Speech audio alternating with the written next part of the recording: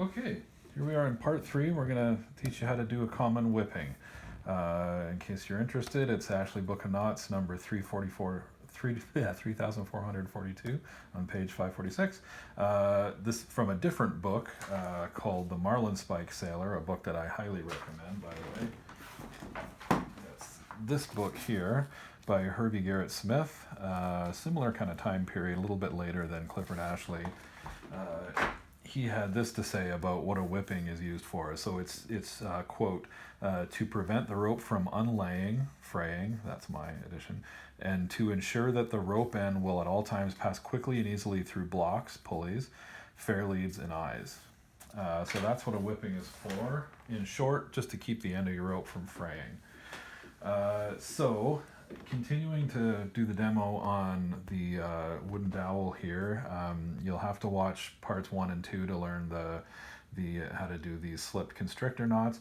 So I've tied these ahead of time with a space in between. That's where we're going to cut the excess rope off in the end. This is just the long tail ends of these two constrictor knots that I've just loosely half hitched around this end of the mandrel and bundled up and tied an elastic around. It's just to keep it out of my way and from getting entangled in the wrapping turns that I'm going to be doing for the whipping. So for the whipping, we're gonna start at this this side here and work towards the constrictor knot. So this is the end of your rope. So just to kind of show you, like, this is the Excel racing line that I recently tied this whipping onto. When it came from the factory, there's a piece of masking tape on the end about the same width as my whipping here. When you get new rope, you can just leave that tape on there. If you try and, with this Excel racing line especially, if you try and unwrap the tape, it'll just fray, pull the mantle off anyway. So you might as well just leave it on there. And when we do a whipping on the end of a rope, we don't do it right to the end. We leave an overhang on the end. So if this is, let's say this rope doesn't have a whipping on it and we're going to put one on it, we're going to start down here and we're going to do our whipping up to about here, and that leaves an excess on the end that we're going to cut off in between our two constrictor knots. Okay, so we don't work up to the end.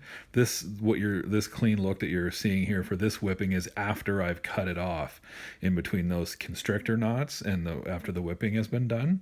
But we don't work on the end of the rope. We work up from it about that far. Okay, so we're going to sacrifice that little bit of rope on the end. So the standard in rope work on a tall ship, the standard used to be like the rule of thumb for a whipping is that the length of the whipping is 1.5 times the diameter of the rope that you're doing it on. So if, let's say, we're doing it on a climbing line, my climbing line that I bought is 9 millimeter.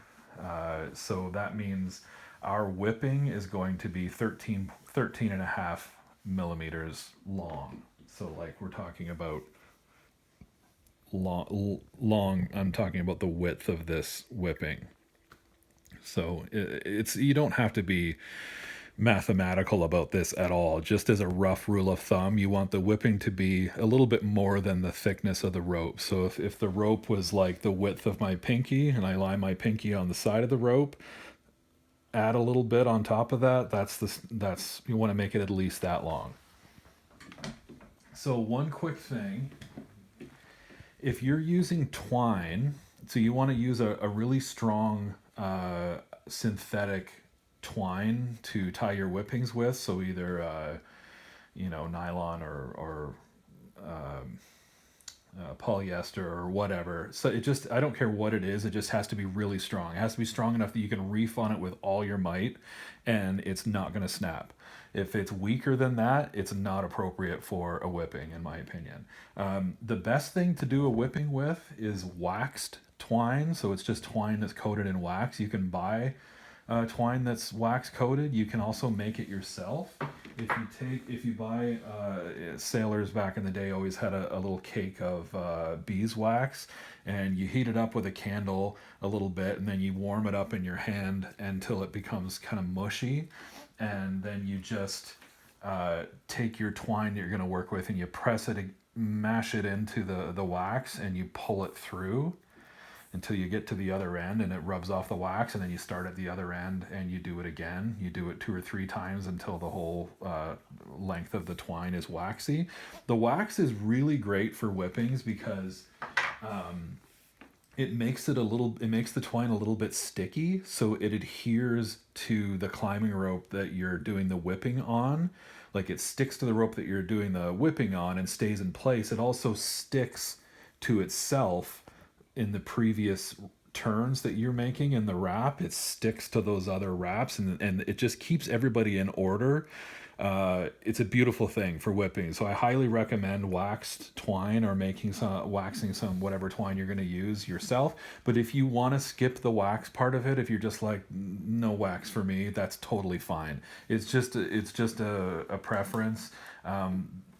Doing it without wax will make just as strong a whipping. It's just an added little element that makes it a little bit more manageable while you're doing it. They waxed it in the old days to make the twine for the whipping waterproof, but we're using synthetic rope anyway, so it's really not the wax really isn't relevant anymore. You could use it if you want, and you don't have to though. So I'm doing the demonstration in these videos in paracords in a larger scale, just so you can see more clearly how I'm doing these things. It's harder to see with the smaller twine. And like I said, I really want you to practice on a big scale like this until you understand the mechanics of it all, and you get to rehearse it a few times and then try it on a rope. It'll be a little bit more frustrating when you go to do it on a rope. It's smaller, can't see as clearly what you're doing, so I highly recommend practicing it this way yourself first. So this is how we're going to do this. We're going to work towards the end of our rope. So for this demonstration, this bundled up mess on the end here, this is the end of our rope that we're tying the whipping on. Remember, we don't tie it to the end, we tie it back from the end, and then we cut it. So this is the end of my climbing rope that I'm gonna, or my friction rope, whatever, the rope that I'm going to tie the whipping on. This is the bitter end, or the working end of it here, and we're going to start here and wrap towards this first constrictor knot. So the first thing we do is we make a bite in this line. One important detail that I forgot to throw in here, the twine that we're going to do the whipping with, I would say, just as a general rule, you want about 7 feet of twine to make a good size whipping, and that'll give you lots of extra on both ends that you can trim off in the last step. For me, I don't know if this is common knowledge, but everybody's wingspan is the same as their height. So if you're around 6 feet tall, if you pull out twine the entire span of your outstretched arms, that's the same as your height, so that's 6 feet. I'm 5'11", but close enough. And then just add a foot on top of that, and you'll be good. So 7 feet of twine. If you're thinking about twine and you're like, I don't know what the hell I have to use for a whipping or what kind I should get, here's a little hack for that. If you have a lot of paracord hanging around, paracord's a wonderful thing, and I know the saddle hunters use it for their presets. Cut the end off. So take 7 feet of paracord that we're going to sacrifice for this. Cut both ends off so that the kern, that's the strands on the inside, is floating free inside the mantle, the outer sheath. That's the technical name for this kind of rope and climbing rope as well. It's called kern mantle rope. The kerns are the strands on the inside, the mantle's the outer sheath. So cut 7 feet of paracord and just pull one of the strands out. It'll take you a while to milk the mantle off of it. There's a fair bit of friction in play, but you can just pull that out, and these kern strands from inside paracord, they make fantastic twine for whippings because they're super strong. They're synthetic. I've done a lot of whippings using this stuff, and it's fantastic. So if you don't want to go out and buy twine specifically for this purpose, just use some of your paracord. And because if you cut a 7-foot length of paracord, you have, on average, most paracord has 7 strands inside of it. So that'll give you 7 different whippings from one 7-foot length of paracord. This is a whipping I did about, 8 or 9 years ago in the end of some climbing rope that I just practiced knots and stuff with. This is made with paracord kern strand. It's just as tight as the day I tied it. Here's one further up. This is just when I was practicing and learning how to do this. A common whipping, this is the kind that I'm going to show you how to do. It also is a great way to mark the halfway point on your rope, because the great thing about a common whipping is there's no stitching that goes through the rope, and so this doesn't damage your rope in any way. It's just a wrapping. It's just holding it like a fist tightly. So you could tie a short segment of whipping around the midpoint of your rope to use as a midway marker. And I think I'm going to do that on my climbing rope when I get it. And if you ever want to get rid of that, it's not permanent. You can just use an awl or a pricker and just carefully get it under a couple strands of that, and cutting onto your awl to protect your rope, just cut one of the strands out. So I use that as a backing so that my blade hits the awl and not my climbing rope underneath. And once you cut one of those strands, that's all you need to do is cut one, the whole thing unravels. It's really strong and secure when it's in place. It'll take a beating. It's not going to come off for quite a long time. But if you want to take it off, you can take it off and it causes no damage whatsoever to the rope. Okay. So 1.5 times the diameter of the rope, and it's also standard to leave a 1/4 inch of rope segment after the whipping. So the whipping's not really supposed to go right to the termination of the very end of the rope. It's customary to leave a short segment on the end, which I would recommend treating with glue or your dip it stuff, or even just dip it in paraffin wax. Could be just ordinary candle wax, and just dip the end in. It's really a redundancy. This whipping will, when you do it my way, will be so tight it doesn't need any help. These are not going anywhere. This whipping's been on this rope for a long time, and these haven't drawn through the whipping. It's just a redundancy. It's just making darn sure that all of those are locked together on the end, and they're not gonna fray and pull through or anything like that. The whipping really doesn't need any help, but I will admit I do like to clean it up and just put a dab of glue on the end, and that's what I did with the Excel racing line. I only had modeling glue on me, so that I just put a glob of modeling glue on the end, but it works okay. I did heat up with a lighter, like a Bic lighter, candle lighter. I did heat up the end of the Excel after I was done whipping it. The core won't melt at all, as you know, it's heat resistant. The mantle will melt a little bit, just to seal up those fine strands and kind of meld them into place before I put the glue on. And I also do a very short little heat treatment on the end at the last stage of the whipping, and I'll show you that in a minute. Okay. So I have my 7 feet of twine. I don't know what the diameter of this wooden spool is, but it's about the width of my thumb. So if I take the width and set it here on that first constrictor knot, and then add a little bit to it, remember 1.5 times the diameter of the whatever we're doing the whipping on, that puts it about there. If you're gonna choose between shorter or longer, I'd go with a little bit longer. It's just a little bit easier to tie, and it's a nice look. It doesn't have to be a short little whipping. A longer one I would just go a little bit longer if you have a choice between the two. Okay, so we're gonna make a bite in the end of the rope, And we want it to come up past that constrictor knot. I'm holding my start point with my thumb here so I know where to start from when I did that crude measurement to see where I'm going to start wrapping the whipping.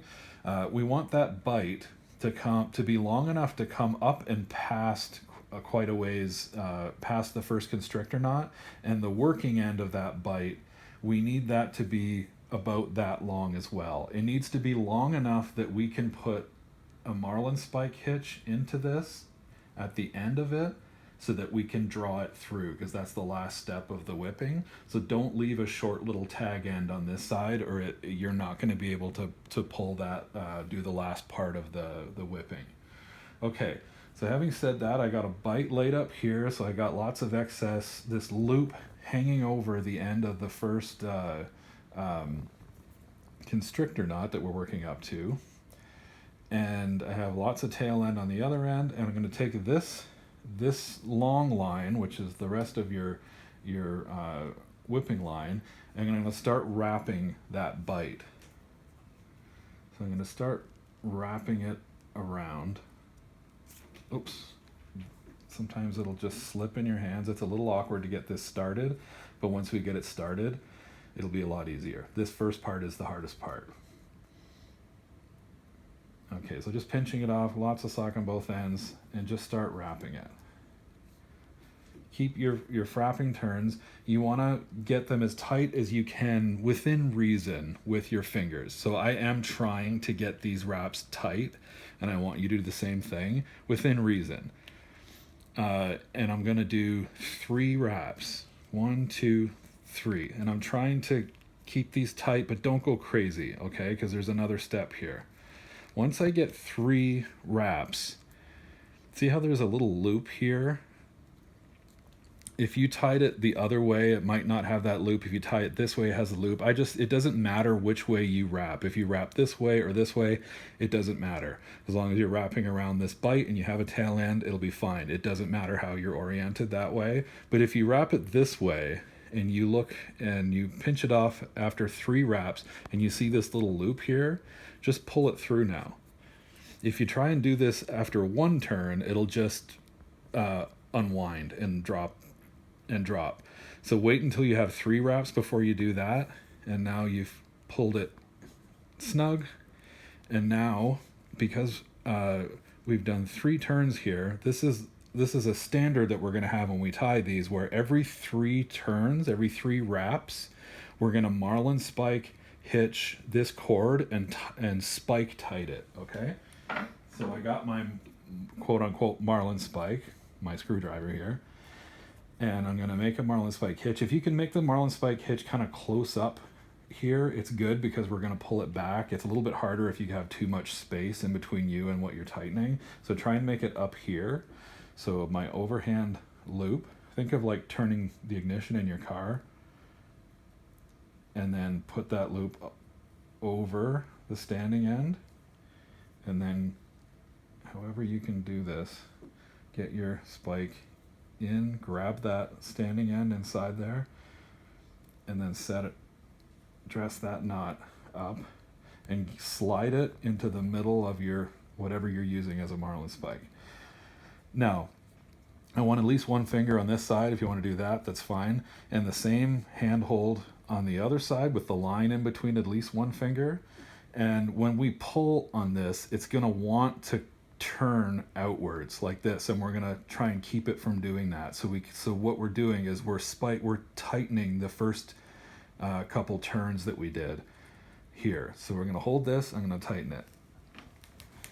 And I want you to really reef on it hard. Remember, don't pull towards you, pull this way. Another little safety precaution when I'm using a marlin spike is I like to put my thumb over the tip of it just in case. Because I'd rather get my thumb in the cheek than the tip of the screwdriver. Okay, so I just spike tighted these first 2 wraps, and I'm going to just kind of pinch it off to hold that tension that I've introduced, and now I'm going to keep wrapping. Set my marlin spike down, and I'm going to keep count of how many wraps I do. 1, as much tension as you can reasonably do with your hands. 2, 3. And every 3 wraps, we're going to marlin spike hitch it.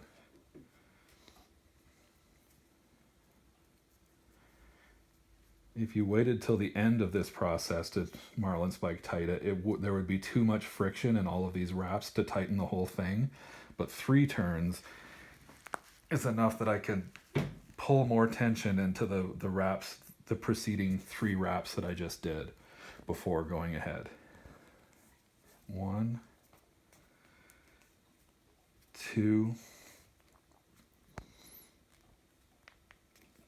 3. So I am pulling them as tight as I can with my fingers, but knowing that after 3 wraps, I'm gonna marlin spike hitch it and tighten it that way.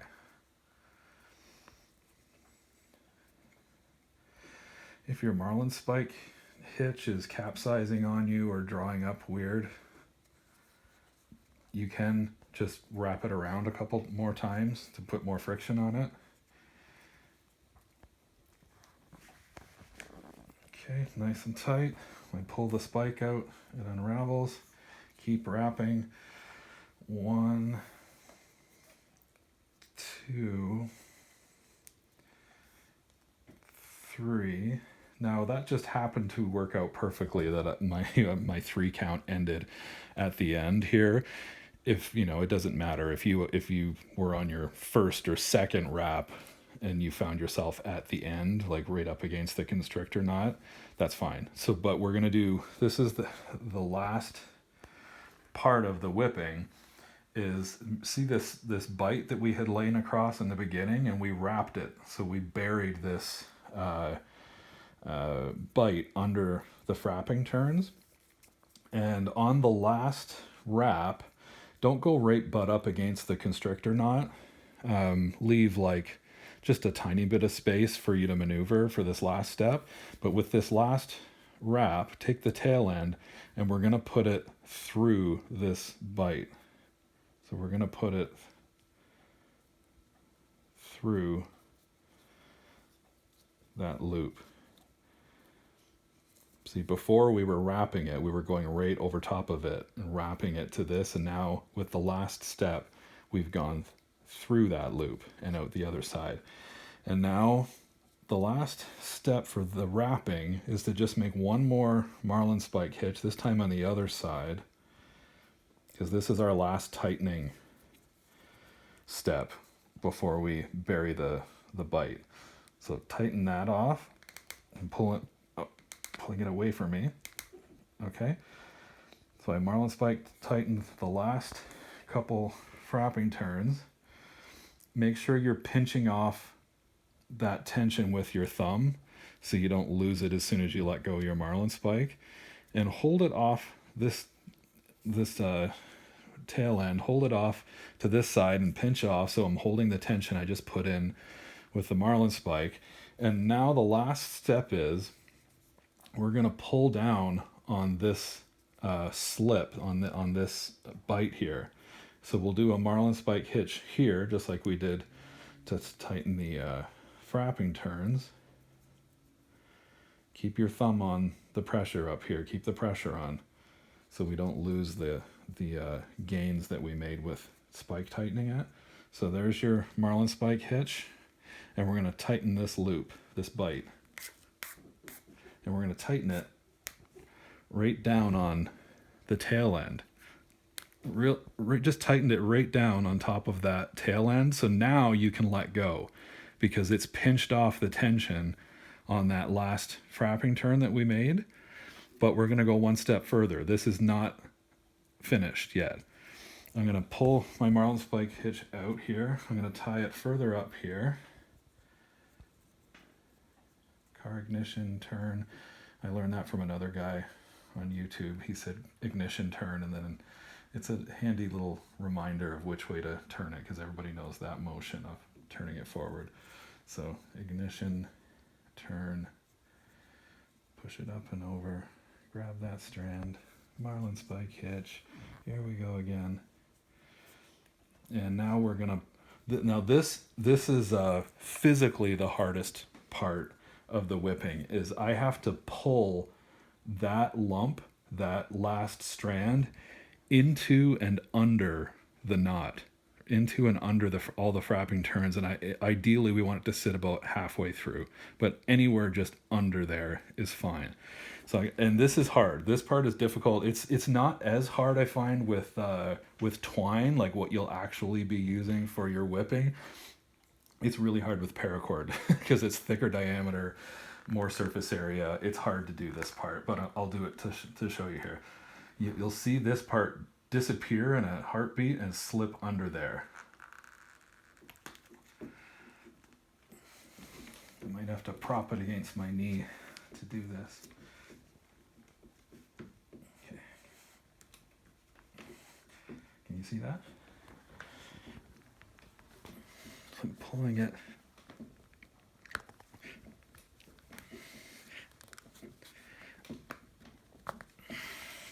There, I got it. So that was some work. I really had to reef on that. It won't be that hard for you to pull under the bite with the twine. It's a much smaller diameter. There's not as much friction in play. It'll be hard, but you won't have as hard. You won't be out of breath like I am right now.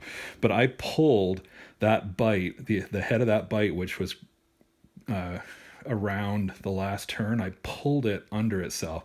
So now this knot is completely self-sufficient as far as holding tension. It doesn't need any help from me ever again. It's holding all of that tension that we carefully introduced with our, hand tightening it and then a spike tightening it every third turn. All of the tension that we kept in that system and then pinched off with that bite. Now that we've pulled it under and it's underneath there, it's holding itself with all of that tension, and it's really tight. Really tight. The last step in this, take your marlin spike or whatever you got handy and just push these strands together, kind of like how I told you to keep the legs or the back strands of the constrictor knot together, because it's not just window dressing, it actually adds more friction to the system to have all these strands pushed up against one another. Okay? And it looks fantastic too when you have it all even and dressed. Shouldn't be any crossing lines. They should all be perfectly wrapped side by side. And then the last step is to cut off. You know what the hell? I'll waste some paracord just to show you. We'll cut off the ends. If this is your climbing rope that you're doing or whatever rope you're doing this on, be very careful with this part, because we don't want to cut through our whipping line and into our climbing rope. Be careful with this. You could do a trick like I showed you with the awl, where I set that in first behind it so that the knife hits my awl instead of the climbing rope. Or you can just be really careful. You don't have to cut it quite so close as I did there either. You can cut it with a little bit of a tag end. Like that, and if you want, you can burn it to shrivel up that little tail end. It'll be a lot easier with the small twine that you'll be doing for the actual whipping. Or the other thing you can do is either with an awl or a marlin spike or a button hook, something with a point on it, you can push that tail end under the frapping turns. This is tricky. It takes a bit of doing. You can do it. Just to keep this video short, I'm not going to try and bury that, but you can push that under and bury it all together, or you can just cut it close like that.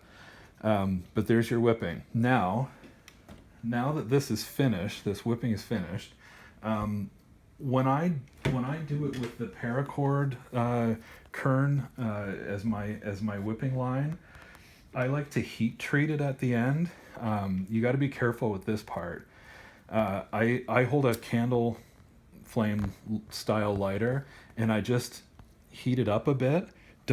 Not too much. Like, keep it moving and don't let it sit in any one spot for too long, and don't do this for too long sequentially, or else one of those strands will just heat up too much and snap, and the whole thing will unwind like a spring.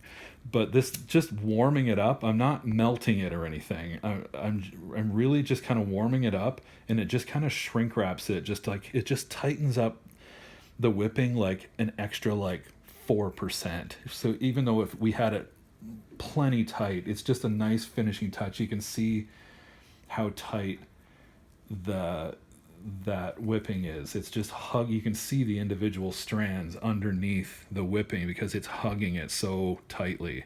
I tied that whipping probably 9 years ago just for practice. This is the other kind of whippings you can do where you stitch through the rope, but this is the kind that I just showed you how to do. So at this point in the process, we're done our whipping here, right? So we don't need these constrictor knots anymore.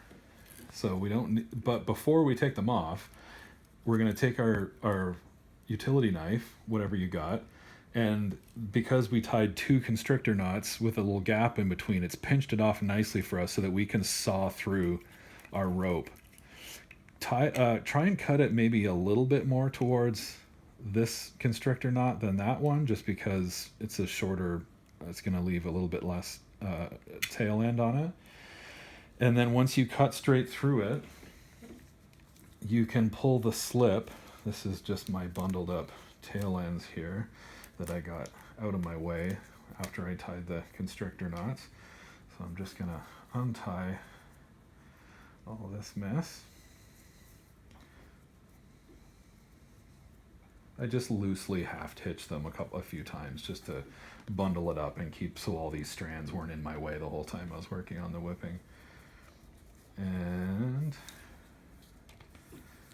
that's just my tail ends for those. So I find which one's the release and pull my constrictor knots off, and there you go. It'll be cut off right there in the real scenario.